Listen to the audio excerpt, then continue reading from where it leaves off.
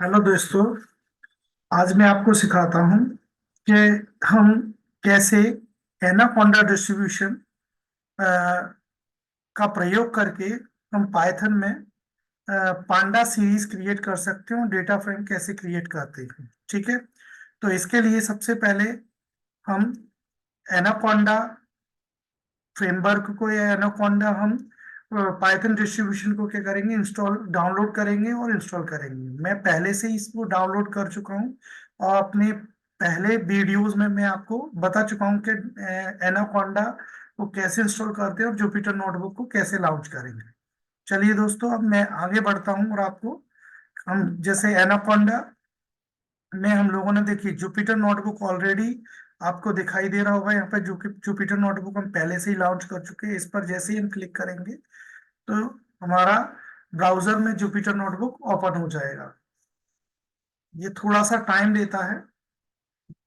थोड़ा सा टाइम लेने के बाद ये ऑटोमेटिक क्या हो जाएगा, ब्राउजर में ओपन हो जाएगा। और जैसे ही ये ब्राउजर में, ये देखिए मित्रों, ये हमारा ब्राउजर में ओपन हो चुका है।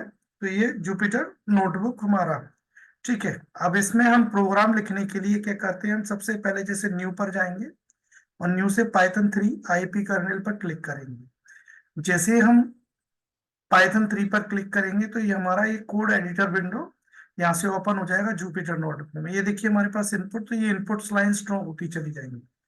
तो चलिए आज मैं आपको सिखाता हूँ पाइथन में सीरीज कैसे क्रिएट करना। तो सीरीज क्रिएट करने के लिए हम काफी सारे या बहुत सारे इनपुट्स का यूज कर सकते हैं। बाय यूजिंग सबसे पहले हम सीखते हैं कि एम्प्टी सीरीज कैसे बनाते हैं। एम्प्टी सीरीज मतलब जिसमें कोई भी डेटा एलिमेंट नहीं होगा, ठीक है।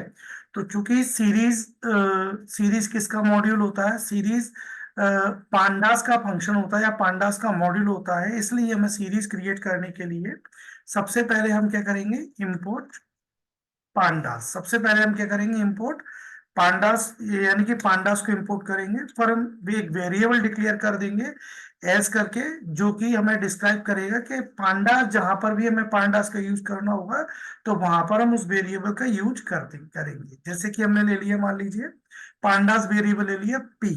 ठीक है दोस्तों, अभी हमने यहाँ पर स्मॉल पी लिया है। इसका मतलब हमें आगे भी जब भी पांडास को डिफाइन करना होगा तो हम उसकी जगह स्मॉल पी का प्रयोग करेंगे। क्योंकि ये हमारी ये केस सेंसिटिव लैंग्वेज है, इसलिए हम इसमें सब कुछ स्मॉल लेटर में लिखना होता है। तो मेन कोड्स जो होते हैं हमारे स्मॉल लेटर्स में आते हैं। वेरिएबल हम कैपिटल स्मॉल हमारी आवश्यकता अनुसार हम डिफाइन कर सकते हैं, ठीक है। मतलब जैसे कैप ये पी है तो आप इसको कैपिटल भी डिफाइन कर सकते थे और आप इसको स्मॉल भी डिफाइन कर सकते हो, ठीक है। इसके बाद हमें, चूंकि हमें यहाँ पर एक ब्लैंक सीरीज बनानी है तो हमें डेटा एलिमेंट्स लेने की कोई आवश्यकता नहीं है। तो बिना डेटा एलिमेंट्स लेकर हम लोग क्या बनाएंगे, एक सीरीज क्रिएट करेंगे। तो सीरीज का जैसे मान लीजिए सीरीज बनाने के लिए हमने एक एस वेरिएबल में हम सीरीज को स्टोर कर देंगे और फिर हम लिखेंगे जैसे पांडास डॉट सीरीज। तो पांडास के लिए हम पी पहले ही एलाइज कर चुके हैं, यानी कि पी नेम हम पहले से ही पांडास के लिए ले चुके हैं। तो हम लिखेंगे पी डॉट सीरीज। अब चूंकि इसमें दोस्तों सीरीज का एस कैपिटल होगा तो सीरीज का एस कैपिटल, और फिर हम यहाँ पे ब्रैकेट ओपन और ब्रैकेट क्लोज। अब इसमें सीरीज फंक्शन में हम कोई भी आर्गुमेंट पास नहीं करेंगे क्योंकि हम एम्प्टी सीरीज क्रिएट करना चाहते हैं, इसलिए। फिर उसके बाद हम जो प्रिंट कर देंगे एस को। एस, चूंकि हम एस में सीरीज को क्या कर चुके हैं, हम डिफाइन कर चुके हैं, इसलिए हम प्रिंट कर देंगे एस को, ठीक है। अब दोस्तों अब ये हमारा कोड बन गया है एम्प्टी सीरीज क्रिएट करने के लिए। तो जैसे ही हम रन पर क्लिक करेंगे तो आप देखेंगे इसका रिजल्ट नीचे की साइड आ जाएगा। देखिए अभी ये रिजल्ट शो करने में आप देख सकते हो, आप ये एम्प्टी सीरीज है। तो सीरीज ये अपने पास वैल्यूज कुछ नहीं है। और जब भी हम कोई भी एम्प्टी एलिमेंट्स इसमें लेते हैं तो एम्प्टी एलिमेंट्स हमेशा क्या होता है, एन ए एन के द्वारा डिफाइन होता है। और जब भी कोई value N A N type होती है तो वो फ्लोट 64 डेटा टाइप को रिटर्न करता है। यानी कि ब्लैंक वैल्यू हमेशा फ्लोट से डिफाइन होती है। और फ्लोट का साइज कितना होता है यहाँ पर मित्रों, 64। ओके, 64 बिट्स लॉन्ग होता है फ्लोट टाइप, इसलिए यहाँ पर फ्लोट 64 लिखा। ठीक है दोस्तों, आशा करता हूँ आप लोगों को ये समझ में बिल्कुल अच्छी तरीके से आया होगा कि हम एम्प्टी सीरीज कैसे क्रिएट करते हैं, ठीक है।